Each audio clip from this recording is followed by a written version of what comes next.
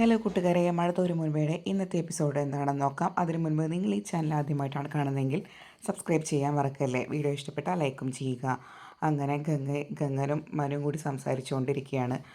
അലീന ബാലചന്ദ്രൻ്റെ മകളല്ല എന്നറിഞ്ഞപ്പോൾ കൃഷ്ണയും ബബിതയും രോഹിത്തൊക്കെ എങ്ങനെ പ്രതികരിച്ചു എന്ന് ചോദിക്കുകയാണ്.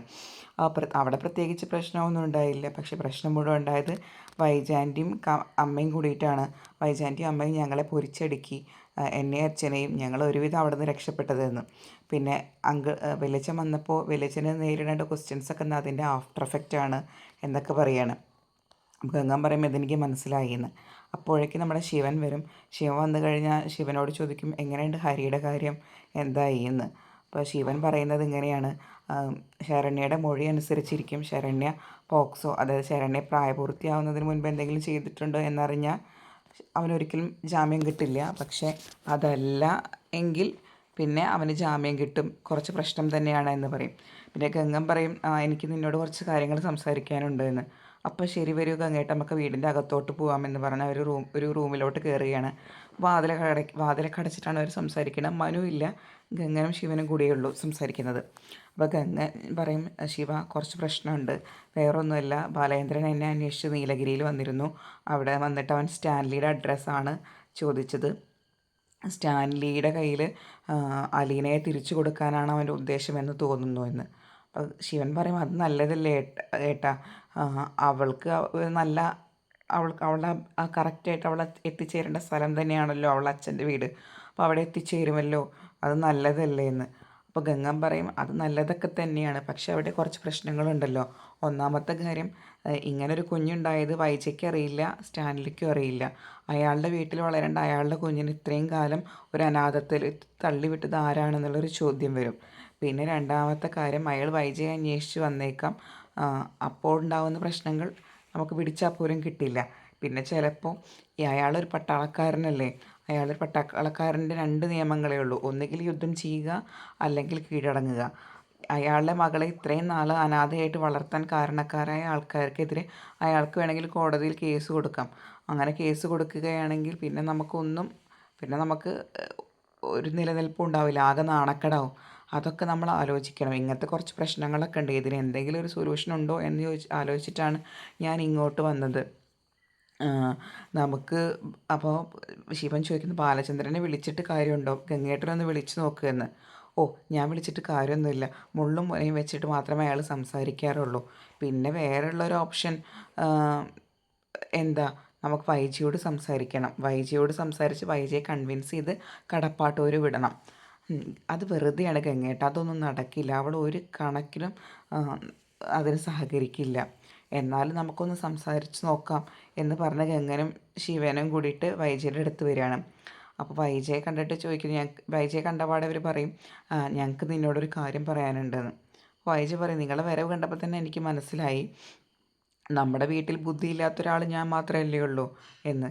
അപ്പോൾ ഗംഗൻ പറയും, എന്നാൽ നമുക്ക് ആ ബുദ്ധിയില്ലായ്മ ഒന്ന് തിരുത്തണ്ടേ, നീ നീ ഞങ്ങൾ പറയുന്ന കാര്യം ഒന്ന് അനുസരിക്കണം. കടപ്പാട്ടൂർ പോകുന്ന കാര്യം ഒഴികെ ബാക്കി എന്ത് കാര്യവും ഗംഗേട്ടനും ശിവേട്ടനും എൻ്റെ അടുത്ത് പറയാം. അലീന എന്ന് വീട്ടിൽ നിന്ന് ഇറങ്ങുന്നു അപ്പോൾ ഞാൻ പോവാം. അപ്പോൾ ഗംഗൻ ചോദിക്കും, കടപ്പാട്ടൂർ വീട്ടിൽ നിന്ന് അലീന തിരിച്ചു പോയി കഴിഞ്ഞാൽ ബാലചന്ദ്രൻ നിന്നെ സ്നേഹിക്കുമെന്നാണോ നിനക്ക് തോന്നുന്നത്? വേണ്ട, എന്നെ സ്നേഹിക്കേണ്ട, ബാലചന്ദ്രൻ എന്നെ സ്നേഹിക്കുകയേ വേണ്ട, എനിക്കതിലൊരു വിഷമവും ഇല്ല. പക്ഷേ എനിക്ക് എന്നെ സ്നേഹിക്കാലോ, അത് മതി. വൈജയ്, നീ ഈ വാശി ഒഴിവാക്കുക. അവൾ നിൻ്റെ വീട്ടിൽ നിന്ന് പോയി കഴിഞ്ഞാൽ നിനക്ക് അവിടെ ഒരു ജീവിതം ഉണ്ടാവില്ല. പിന്നെ അത് മാത്രമല്ല, അവിടെ ഇപ്പം അവിടെ നിലവിൽ എന്തെങ്കിലും പ്രശ്നമുണ്ടോ അലീന അവിടെ ഉള്ളപ്പോൾ? ഇല്ലല്ലോ. ആര് പറഞ്ഞു അവിടെ? വൈജയ്ക്ക് ദേഷ്യം വന്നിട്ട് പറയും, ആര് പറഞ്ഞൊരു പ്രശ്നമില്ലയെന്ന്. ഒരു കുടുംബം എന്ന് പറഞ്ഞു കഴിഞ്ഞാൽ അവിടെ ഒരു ഫ്രെയിം വേണം, ഒരു അച്ഛൻ വേണം, അമ്മ വേണം. അവിടെ ഇപ്പം അമ്മയുണ്ടോ? ഇല്ലല്ലോ. അതുകൊണ്ട് എനിക്ക് അവൾ അവിടെ നിന്ന് പോയേ പറ്റൂ. അപ്പോൾ ഗംഗൻ പറയും, നീ അലീന അവിടെ നിന്ന് പോയി കഴിഞ്ഞാൽ നിനക്ക് അവിടെ നിലനിൽപ്പുണ്ടാവുമെന്നാണോ വിചാരിക്കുന്നത്? അവിടെ പ്രശ്നങ്ങൾ കൂടുതൽ രൂക്ഷമാവുകയേ ഉള്ളൂ. ചിലപ്പോൾ നീയും ബാലചന്ദ്രനുള്ള അകലം ഇപ്പോൾ ഉള്ളതിനേക്കാൾ കൂടുകയേ ഉണ്ടാവുള്ളൂ. അല്ലാണ്ട് അതിന് ഒരു ലാഭവും ഉണ്ടാവില്ല, നഷ്ടം മാത്രമേ ഉണ്ടാവുള്ളൂ എന്നൊക്കെ പറഞ്ഞ് ഗംഗനെ ഉപദേശിക്കുകയാണ് വൈജയെ. അപ്പോൾ വൈജ പറയും എനിക്കതൊന്നും ഒരു പ്രശ്നമല്ല, അലീന പോയി കഴിഞ്ഞാൽ അവിടെയുണ്ടാവുന്ന എന്ത് പ്രശ്നങ്ങളും നേരിടാൻ ഞാൻ തയ്യാറാണ്, എനിക്കതിലൊന്നും ഒരു പ്രശ്നവും ഇല്ല എന്നൊക്കെ പറയാണ്. അപ്പോൾ ഇതൊക്കെ പറഞ്ഞുകൊണ്ടിരിക്കുമ്പോൾ ഗംഗൻ്റെ കൈ അരിച്ചു കയറുന്നുണ്ട്. രണ്ടെണ്ണം പൊട്ടിക്കാനുള്ള ദേഷ്യമുണ്ട്. അത് ശിവൻ്റെ അടുത്ത് ഗംഗ നേരത്തെ പറയുകയും ചെയ്തു. കാരണം നമ്മൾ പറയണതനുസരിച്ചില്ലെങ്കിൽ നമുക്ക് തലങ്ങും വിലങ്ങും ഇടത്തും വലത്തും നിന്ന് ഓരോന്ന് പൊട്ടിച്ചിട്ട് അവളെ അങ്ങ് കടപ്പാട്ടൂർ വീട്ടിൽ കൊണ്ടാക്കാം എന്നൊക്കെയാണ് ഗംഗൻ പറഞ്ഞിരുന്നത്. അപ്പോൾ ഇപ്പോൾ ഗംഗന് നല്ല ദേഷ്യം വരുന്നുണ്ട്. ഗംഗൻ നല്ല കൺട്രോൾ ചെയ്യാൻ ശ്രമിക്കുന്നുണ്ട്, പക്ഷെ അതിനൊന്നും പറ്റുന്നില്ല. വൈജയാണെച്ചെങ്കിൽ അതിൽ നിന്ന് ഒരടി പോലും മാറുന്നുമില്ല. അപ്പോൾ ഗംഗൻ പറയുന്നുണ്ട്, നിനക്ക് നിൻ്റെ ഭർത്താവിനോട് സ്നേഹമില്ല, മക്കളോട് സ്നേഹമില്ല, ആങ്ങളമാരോട് സ്നേഹമില്ല, പ്രസവിച്ച അമ്മയോട് സ്നേഹമില്ല, നിനക്ക് നിന്നോട് മാത്രമേ വൈജയെ സ്നേഹമുള്ളൂ എന്ന്. അപ്പോൾ വൈജ പറയും, ഓ അതെങ്കിലും ഉണ്ടല്ലോ ഗംഗേട്ടാ, ഇത്രയും കാലം ഞാൻ ഇവർക്കൊക്കെ വേണ്ടി ജീവിച്ചില്ല. എൻ്റെ മക്കൾക്ക്, എൻ്റെ 2 മക്കൾ പ്രായപൂർത്തിയായതാണ്, ഇനി കൃഷ്ണ മാത്രമേ പ്രായപൂർത്തിയാവാനുള്ളൂ, ഞാൻ എന്നെങ്കിലും ഒന്ന് സ്നേഹിച്ചോട്ടെ, എന്നെ ഒഴിവാക്കുക എന്ന് പറഞ്ഞ് വൈജ അവിടെ നിന്ന് സംസാരം അവസാനിപ്പിക്കുകയാണ്. അവസാനം ഗംഗനും ശിവനും അവിടെ നിന്ന് ഇറങ്ങിപ്പോരുകയാണ്. പിന്നെ നമ്മൾ കാണിക്കുന്നത് മാമച്ചൻ്റെ വീടാണ്. മാമച്ചൻ്റെ വീട്ടിൽ വളരെ വലുതായിട്ടൊരു കളി നടന്നുകൊണ്ടിരിക്കുകയാണ്, ഒരു ക്യാരംസ് കളി. അപ്പോൾ രോഹിത്തും കൃഷ്ണ എല്ലാവരും ഉണ്ട്. രോഹിത്താണെങ്കിൽ വളരെ സൂക്ഷിച്ച് ആണ് കളിക്കുന്നത്, പക്ഷേ തോറ്റുകൊണ്ടിരിക്കുകയാണ്. അപ്പോഴാണ് നമ്മുടെ ഗ്രേസ് അമ്മയും അലീനയും കൂടി വരുന്നത് ജ്യൂസൊക്കെ ആയിട്ട്.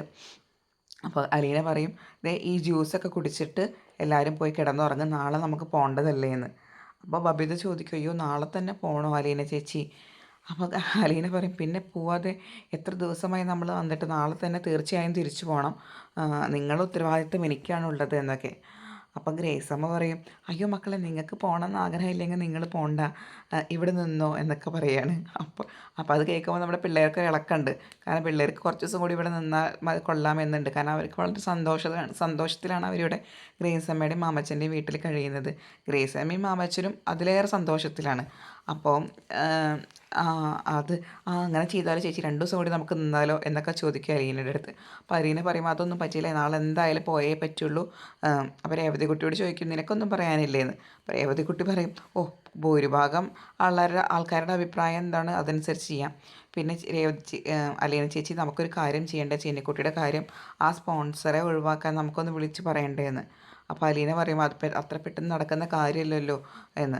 അല്ല അങ്ങനെയല്ല അലീന ചേച്ചി, മാമച്ചനും ഗ്രേസ് ആൻറ്റിയും അവളെ തന്നെ സ്പോൺസർ ചെയ്യാമെന്ന് പറഞ്ഞിട്ടുണ്ടായിരുന്നു എന്ന്. അപ്പോൾ ഗ്രേസ് അമ്മ പറയും, ഞങ്ങൾ അങ്ങനെ പറഞ്ഞിട്ടുണ്ടായിരുന്നു, പക്ഷേ എന്താണ് അതിൻ്റെ പ്രൊസീജിയേഴ്സ് എന്നൊന്നും ഞങ്ങൾക്കറിയില്ല, ഞങ്ങൾക്ക് ചെയ്താൽ കുഴപ്പമില്ല എന്നുണ്ട് എന്ന്. അപ്പോൾ അലീന പറയും, അതിന് കുറേ നൂലാമാലകളുണ്ട് ആൻറ്റി, എല്ലാം ആലോചിച്ചിട്ട് വേണം ചെയ്യാൻ എന്ന്. അപ്പോൾ ഗ്രേസമ്മ പറയും, എനിക്ക് കുഴപ്പമൊന്നുമില്ല, മാമച്ചൻ്റെ അഭിപ്രായം എന്താണെന്ന്. അപ്പോൾ മാമച്ചനും പറയും, നല്ലൊരു കാര്യം തന്നെയല്ലേ, നമുക്ക് വേണമെങ്കിൽ ആലോചിക്കാവുന്നതേ ഉള്ളൂ, കുഴപ്പമുള്ള കാര്യമൊന്നുമല്ല എന്ന്. ശരി. അപ്പോൾ അലീന പറയും, അലീനോട് നമ്മുടെ രേവതി പറയും, എന്നാൽ ചേച്ചി ഒന്ന് വിളിച്ച് പറ ഓർഫണേജിക്ക് ഊർമിള ആ മേഡത്തിന് കൊടുക്കണ്ട എന്ന്, ചിന്നു മോളെ അന്വേഷിച്ചു വന്നില്ല, ആ മേഡത്തിന് കൊടുക്കണ്ട എന്ന്. അപ്പോൾ അലീന പറയും, അതൊക്കെ നമുക്ക് ആലോചിച്ചിട്ട് വിശദമായിട്ട് പിന്നീട് വിളിച്ചു പറയാം, ഇപ്പോൾ നീ പോയി കിടക്ക്, നമുക്ക് നാളെ പോകേണ്ടതല്ലേ എന്ന് പറയുകയാണ്. അങ്ങനെ എല്ലാവരും അവർ കിടക്കാൻ പോവുകയാണ്. നാളത്തെ എപ്പിസോഡിൽ കാണിക്കുന്നത് അവരെല്ലാവരും തിരിച്ച് സ്വന്തം വീട്ടിലേക്ക് പോകുമ്പോൾ മാമച്ചനും ഗ്രേസമ്മയും പറയുന്നതാണ്, ഞങ്ങൾക്ക് ഇത്രയധികം മക്കളുണ്ടായിട്ടാണ് ഞങ്ങൾ ഇത്രയും കാലം വിഷമിച്ചിട്ട് കഴിഞ്ഞത് എന്ന് പറഞ്ഞവർ സന്തോഷത്തിലൂടെ യാത്രയാക്കുന്നതാണ്. പിന്നെ നമ്മുടെ ബാലചന്ദ്രൻ സ്റ്റാൻലിയുടെ വീട്ടിൽ എത്തുന്നതുമാണ് നാളത്തെ എപ്പിസോഡിൽ കാണുന്നത്. കൂടുതൽ നേരത്തെ ഈ സീരിയലിൻ്റെ വിശേഷങ്ങൾ അറിയാൻ ആദ്യം ചാനൽ സബ്സ്ക്രൈബ് ചെയ്യുക, വീഡിയോ ഇഷ്ടപ്പെട്ടാൽ ലൈക്കും ചെയ്യുക.